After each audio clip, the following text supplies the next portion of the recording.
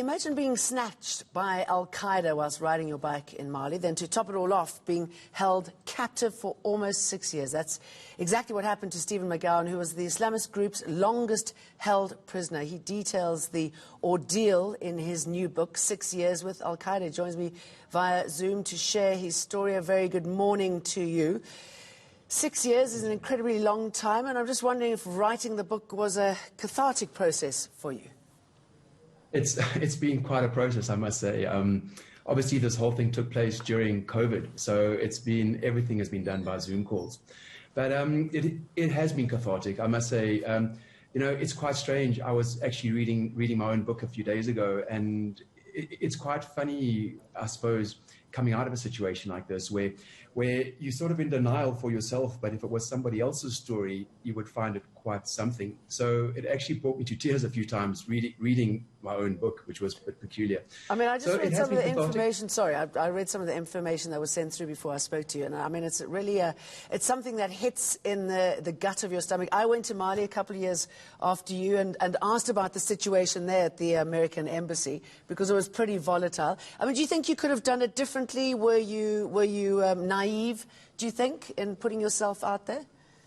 I don't think so. I mean, when my whole kidnapping took place, this was prior to there being any real problems up in North Africa. Al-Qaeda wasn't really a thing well, definitely not in Mali. I mean, Algeria certainly, but I think, I got in there before it. I believe I was just really unlucky with this whole thing. And remind us what happened. Yeah, so I was riding a motorcycle from London back down to SA, and this was a lifelong dream of mine. And I was about 7,500 kilometers into my journey when I arrived in Mali. And it was not a care in the world, an absolutely beautiful day. And it's amazing how life just turns on its head just like that. 3 men came walking in and took us out into the desert. And that was the start of my 5 years, 8 months. I mean, which really was almost 1/6 of my life. Thinking about it like that, it's a bit insane. But would I've done it differently? I don't know. I don't think so. Back, in hindsight, well, most certainly. But I would have never have known what was going on. And my whole strategy in the desert, I wouldn't have changed that either to try and come out alive and sane. And Stephen, I mean, Al-Qaeda, they're pretty notorious for their brutality. And there's some pictures of you addressing a camera as was their way to operate, or is their way to operate. I mean, what did you learn about them and yourself, and did you find a place to respect them and understand their cause? Wow, that is a huge question. that's about a 4-day question.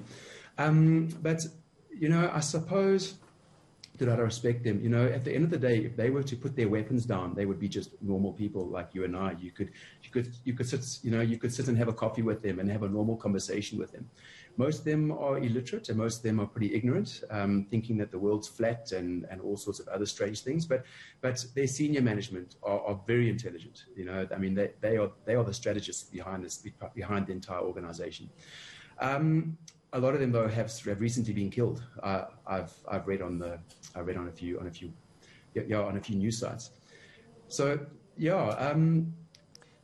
Sorry, let me jump in here. I mean, I believe that millions was paid to secure your release. That you also learned Arabic to keep yourself sane. I mean, it must have been horrific seeing somebody you'd met there being shot in front of you. How can you take those lessons with you now, particularly under the time of a pandemic?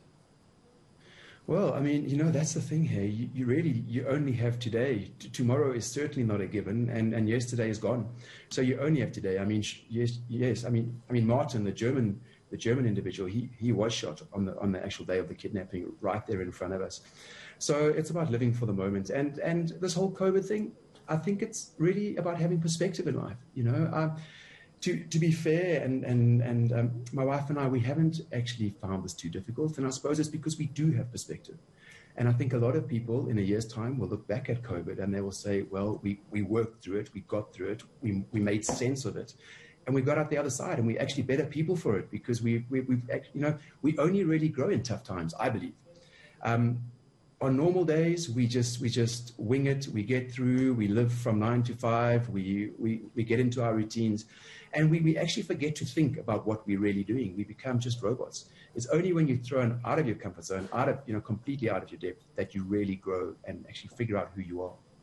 Stephen, thanks for sharing your experience with us. I mean, quite extraordinary. So you had to go through that, but I look forward to finishing your book.